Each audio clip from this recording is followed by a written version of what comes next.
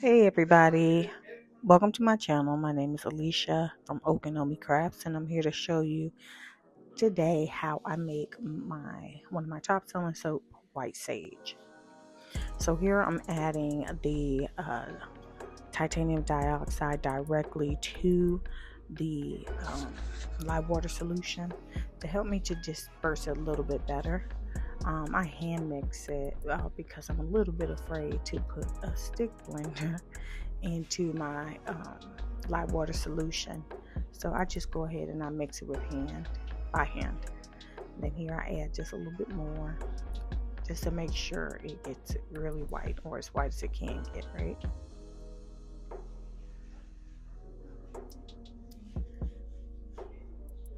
So now at the bottom of this oil, you can see that it's a little bit murky.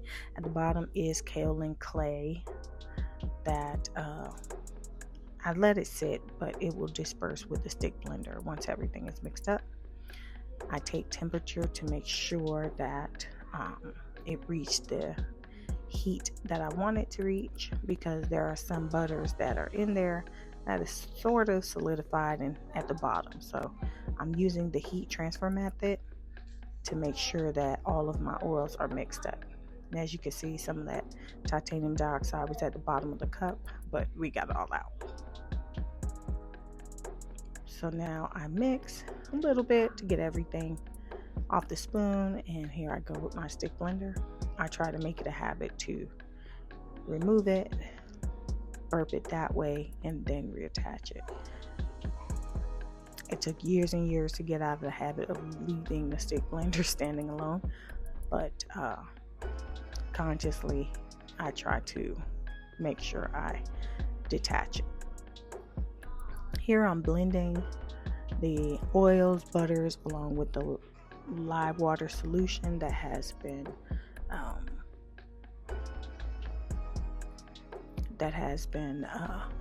added together, and I'm blending until emulsion, meaning that the solution is all incorporated. My way of telling that is the ribbons of oil that goes along the top, it kind of disappears and it looks more unified.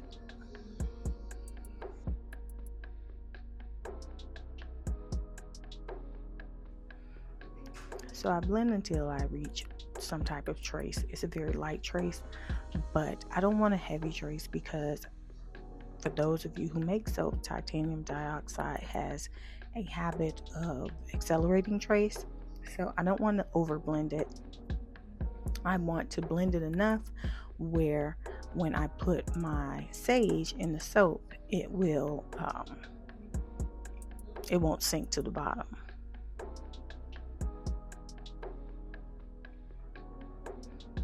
So I'm just making sure the temperature is right.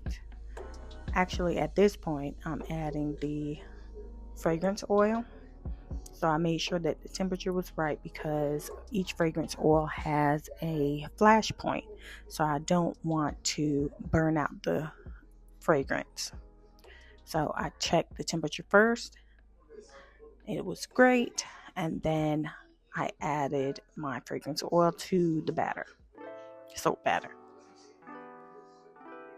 Now again, I'll make sure the trace is good, which it is, but I make sure that the trace is good and everything's blended. I want to make sure that there's no glycerin rivers, so I just blend it just a little bit more with my stick blender to make sure that the fragrance oil is properly dispersed and blended and mixed in before I add my sage.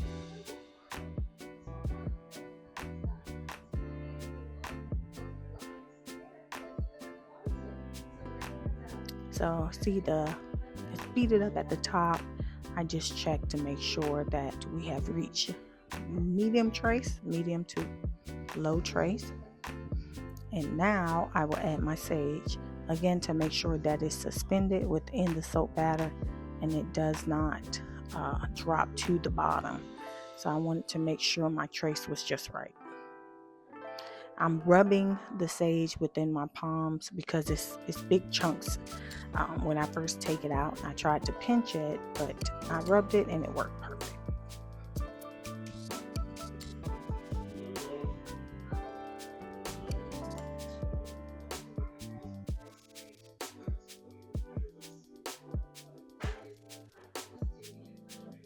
From this point, I will hand mix it because, as you can see, the trace is really thick and it's starting to thicken up on me, and I still need time to pour it and get things blended and mixed up properly. And as you can see, I have no problem with the sage suspending at all. Perfect batch.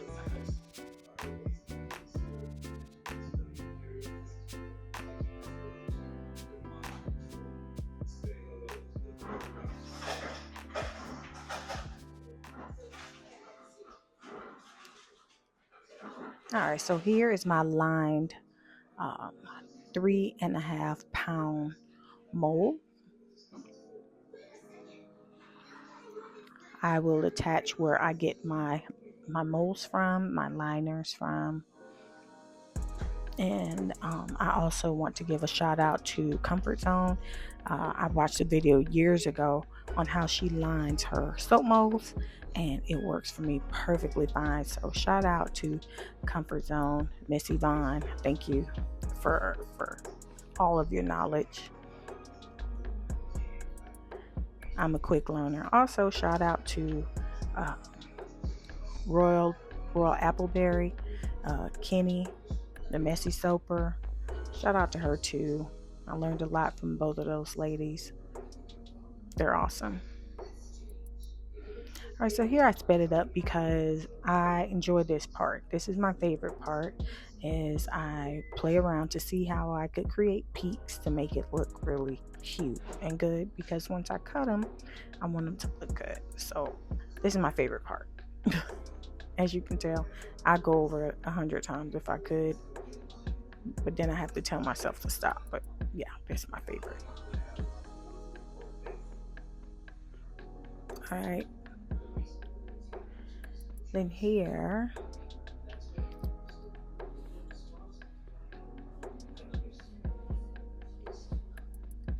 I'm adding just sprinkles of the sage along the top. One, it helps me to differentiate between other bars, even though I can do it by the fragrance alone. But it just looks really, really cute. The little bit of sage sprinkles on the top. Do keep in mind, I spray my tops of my soap with rubbing alcohol. So when that happens, to keep down the soda ash. So when that happens, sometimes if I use herbs, it will kind of make it runny or turn it brown. But for the most part, it's a natural soap, so that doesn't bother me. It doesn't bother my customers. It's still an awesome bar soap. It's almost like you're putting tea on top. It'll kind of turn brown. So here I sped up. I'm just cutting my bars. My bars weigh between 3 to 4 ounce cuts. And that's it. I hope you enjoyed the film. Don't forget to subscribe, hit like so that my channel could grow. I hope you liked it, and enjoy the rest of your day.